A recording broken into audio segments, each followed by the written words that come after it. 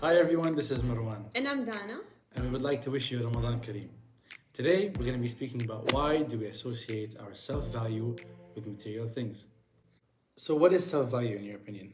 So it's how you evaluate your self worth, how do you measure your self worth, and if you know how to acknowledge your own self worth or not.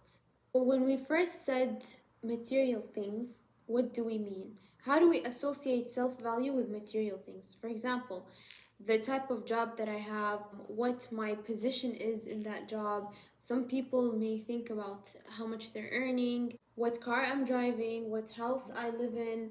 And ultimately, what people think about them because of those things. Yeah, so the reason why we might measure our self worth with material things is because that's what other people can see. People Yes. only know where you're working, what you're working, Yes. where you're living, what you're wearing, what car you own, what watch you're wearing, all of these kinds of things. So the first question you should ask yourself is, am I attaching my self worth with material things or not? And what happens when I don't? To me, self worth is what I see myself as without all these material things. So, for example, if I lose this position that I'm in, or if my car is totaled, God forbid, or I lose it or I sell it, or the watch that I have is no longer in style or trending, will I become less self worthy or self valuable? It's not the right way to evaluate yourself because, in my opinion at least, it's what you are or who you are stripped from all these things. So, on a related note, us Muslims, when we go to perform Umrah in Mecca, we're all wearing white because that's the whole point of being equal in Islam. You're not supposed to be wearing a fancy watch, you're not supposed to be wearing any brands to show your worth in that way, monetarily or materialistically. I could be walking next to a billionaire, Yeah. and I wouldn't know. I could be walking to someone who has 5 riyals in his pocket, and I wouldn't know. Because at the end of the day, it's who you are without these materialistic things. Yeah. For me, I evaluate myself as being a good husband, a good son, a good brother, someone who does good in this world and offers help and services in any way that I can to make this world a better place. Yeah, and it's also quality over quantity. So I can have a lot of cars, I can have a lot of friends, I can Yeah. move between a lot of jobs, but I might feel empty inside. I might still not think I'm valuable enough. So let's delve deeper into what we mean by valuable in association with all these materialistic things. Let's do this by looking at the ladder of life, okay? I enter a certain school, and then after that I graduate and I go into university. Let's say I got into a really good university. Immediately I'm like, oh, now I'm more valuable than other people. I have that advantage. But you should always remind yourself, first of all, not to be arrogant and not to think that you're better than other people or you're smarter. In the end, it's a man made system, you know? Yeah. So I should look at it in a way where, okay, I'm at a great school, I earned this, I'm proud of myself, but this doesn't mean this is your self value.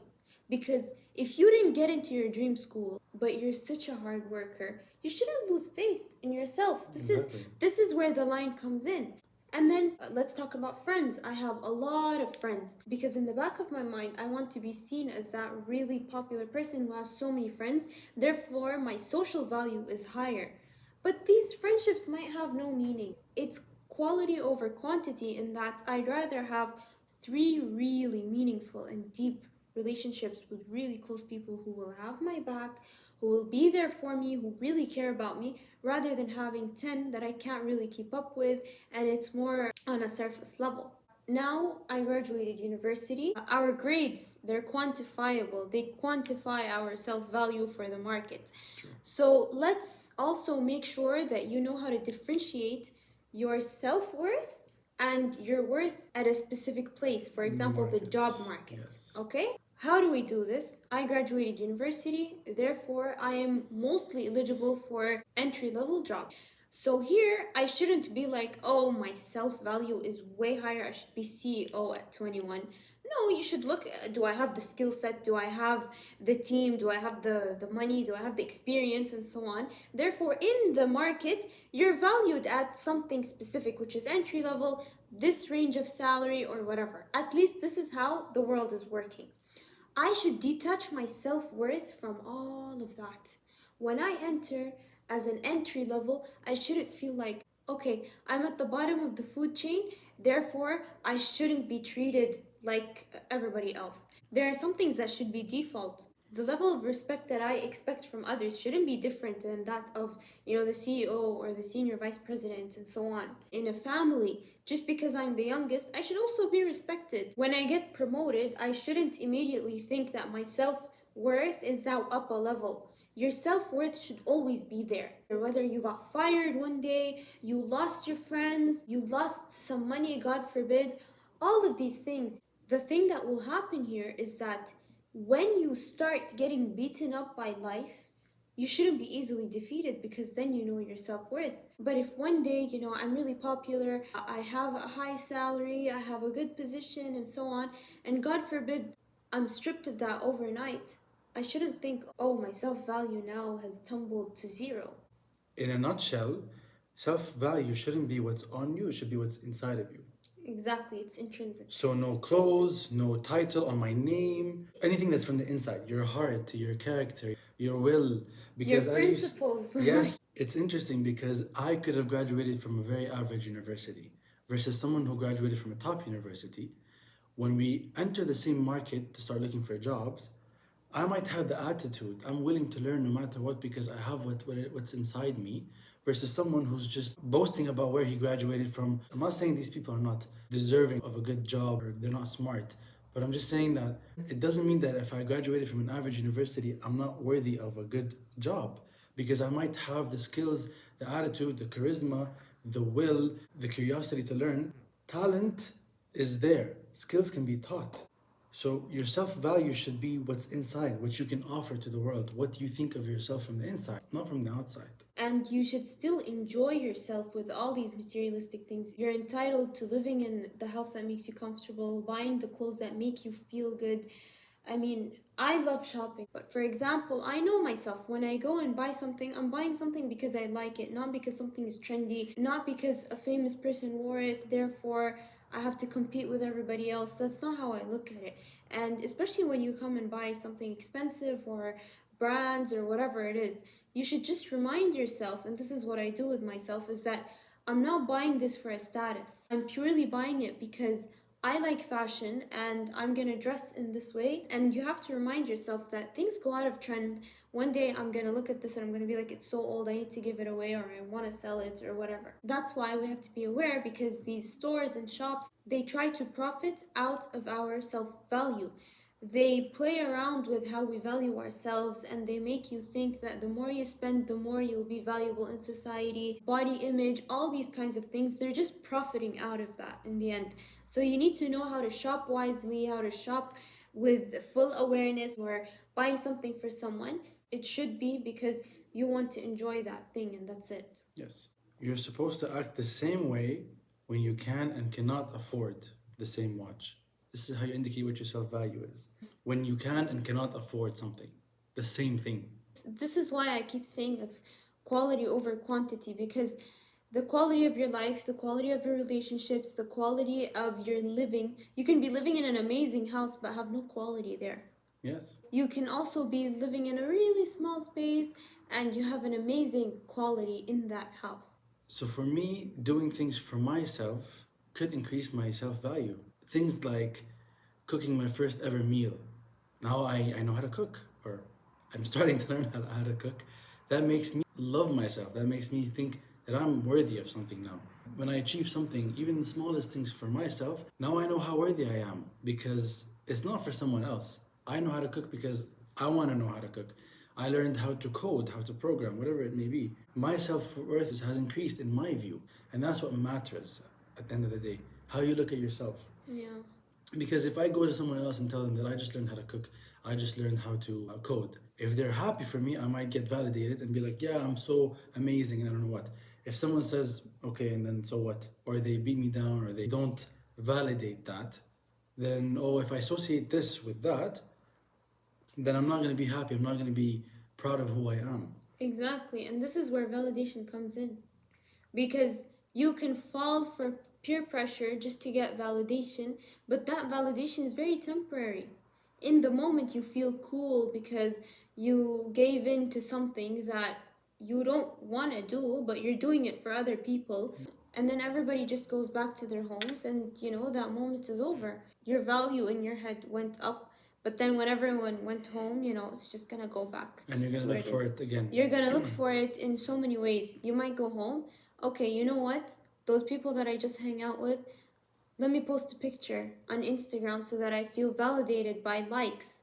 And then you're waiting and waiting and waiting for those likes. And then you keep checking your phone and you keep getting the likes. And the likes don't stop, let's say, for 24 hours. Okay, now the 24 hours are over. Let me post something else. Should I put something on my story? Should I try to grab someone's attention? All these kinds of things. That's why the material things, they make it very temporary. You become very up and down and hot and cold. But when you have this straight line of self-worth and you know where you stand, I'm here, life is beating me up from here, beating me up from the other side. I am not defeated. Okay, I might fall a bit, I stand back up. I'm very clear with how my self-worth is. When the pandemic hit, look at how everyone's lives stopped. We stopped traveling, some people lost their jobs, the global economy was at risk. So you have to be prepared that, overnight things can change. My salary can change, my position can change, my friends can change. I might not see these friends anymore. And for example, let's look at social media influencers or famous people who have thousands and millions of followers. Right now, they're being valued by the market for the number of followers and likes and views, and everything is quantified. But if one day Instagram or all of social media was deleted and it's just gone, are all these famous people going to have that same self value or not? The answer should be yes. You see a lot of people with high paying salaries, but they're so humble. They don't care how much they make, and they don't necessarily buy big things, or they don't have huge purchases. They don't have material things that they care about because to them it's just a livelihood. And at the end of the day, we're gonna retire. We're gonna be on the deathbed. We're gonna die with nothing. We're not gonna get any of that with us in the next life. So your self value should be who you are from the inside, which you've offered in this world. Yeah, and that's why with social media, you have to know why you're posting something. Am I posting it because I feel like it and it's gonna make me feel good? Go ahead. Am I posting it for validation or to get people's attention or to show off something in that photo? Then think twice, because this temporary feeling is not gonna give you permanent value. As Marwan said, some things you have to celebrate, some things you have to acknowledge for yourself. You also see people who achieve so much and they think it's nothing. Like, they don't take a moment to say, look how far I've gone. I deserve to celebrate and I deserve to cherish this moment. So you need to know that you have this self-value. You need to know what your self-value is. Self-value shouldn't be something that you wait on people for. It should be there inside of you. You should really have a conversation with yourself and tell yourself you're worthy, you're enough. Because when we talk about these material things, some things in life are luck. Some things are just not fair. Sometimes universities, schools, workplaces, they're very competitive, that the judging system is not always accurate, or there's way too many people who applied to something, and sometimes there are certain quotas that need to be filled. So some people get opportunities that other people don't. So you shouldn't beat yourself down because you didn't get that certain opportunity. You could easily be eligible for that opportunity, but it doesn't mean that you're not worthy. You should live and make your decisions without thinking that eyes are constantly on you. I graduated, people are waiting. What job is she gonna land? Is she worthy of a good job? If I wait for 8 months, even though I got a lot of job offers, but I'm being picky and saying I didn't find my dream job yet, people will think, oh, she graduated from a top school, but she can't find a job. Something must be wrong. But from my perspective, no. The thing that's gonna make me happy, and because I know I have that self-worth, is waiting and waiting and waiting until I find my dream job, even if it means waiting for a while. But on the contrary, if I graduate and a month later I get a job that I really know I don't want, and I won't be happy, but I run and chase it just because I want to prove to people, oh, look, I landed a job the minute I graduated, and that's what's going to make me worthy. This is what happens when we try to prove something to people. You should really make your decisions without proving anything to anyone. The less you justify, the better. The less you prove, the better. Just do things for your own self and celebrate yourself. Of course, it's right to consult people. It's okay to get people's opinions, but don't live your life. Don't apply everyone's opinions and ideas on yourself because that's what they think. Everyone has a different lens they're looking through. As cliche as this sounds, but you should believe in yourself even when no one else does. Yeah. By the way, no matter what you do, people will talk. Exactly. Like typical example with weddings. Like everyone going through a wedding has this dilemma. If I make it too big, people will say it's too big. If I make it outdoors, people will say it's hot. If I make it during the day, people will say it's too early. If I make it too small, people will say she cheapened out. If you put English music, everyone's gonna say, where's the Arabic music? If you put a mix of Arabic and English music, why doesn't she just pick Arabic because we're in Saudi? It's just frustrating how people will look for people's opinions to validate themselves. In general, good to have that kind of awareness. Why are you doing things? How you're making your decisions? And what are you trying to prove? As long as you're trying to prove it to yourself, you're good. But don't try to prove to every single person. Yeah. And again, it's okay to celebrate your achievements, the work that you've put in yourself. It's okay. But just imagine yourself without it. Will you still be happy?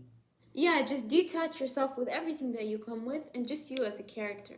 How do you view your self-worth? Thank you for watching.